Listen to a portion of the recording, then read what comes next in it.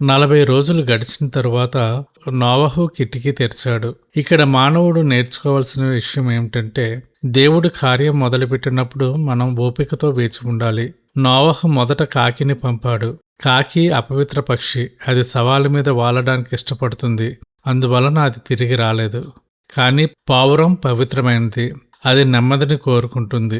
అంతేకాకుండా కాకి లోకపు ఆశలకు గుర్తు, పావురం పరిశుద్ధాత్మకు మరియు నూతన స్వభావానికి గుర్తు. పావురము తన అరకాలు నిలుపుటకు చోటు లేక తిరిగి వచ్చింది. రెండోసారి పావురము ఒలివ ఆకును పట్టుకొచ్చింది.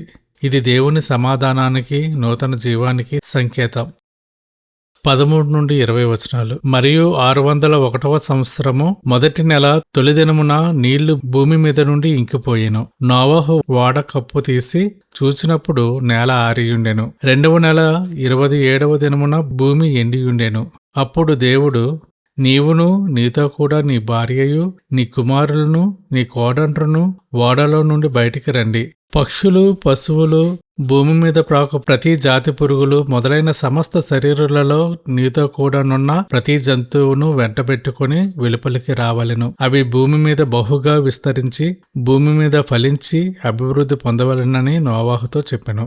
కాబట్టి నోవహును అతనితో కూడా అతని కుమారులను అతని భార్యయు అతని కోడండ్రును బయటికి వచ్చిరి. ప్రతి జంతువును, ప్రాకు ప్రతి పురుగును, ప్రతి పిట్టయు, భూమి మీద సంచరించునవన్నీయు వాటి వాటి జాతుల చొప్పున ఆ ఓడలో నుండి బయటికి వచ్చెను. అప్పుడు నోవహు యెహోవాకు బలిపీఠము కట్టి పవిత్ర పశువులన్నిటిలోనూ పవిత్ర పక్షులన్నిటిలోనూ కొన్ని తీసుకొని ఆ పీఠము మీద దహనబలి అర్పించెను. భూమి ఆరిపోయిందని నోవహుకు తెలిసిన దేవుడు బయటికి రండి అని చెప్పే వరకు ఆయన కదలలేదు. ఓడ నుండి బయటకు రాగానే నోవహు చేసిన మొదటి పని బలిపీఠము కట్టడం.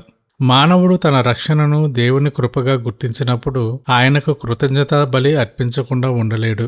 నోవహు పవిత్ర పశువులను దహన బలిగా అర్పించాడు. 21-22. అప్పుడు యెహోవా ఇంపైన సువాసన నాగ్రానించి, ఇక మీదట నరులను బట్టి భూమిని మరలా శపించను. ఎందుకనగా నరుల హృదయాలోచన వారి బాల్యం నుండి చెడ్డది. నేనిప్పుడు చేసిన భూమి నిలిచియున్నంత వరకు వెదకాలమును, కోతకాలమును, శీతోష్ణములను, వేసవి శీతాకాలములను, రాత్రింబగళ్ళును ఉండక మానవని తన హృదయంలో అనుకొనెను.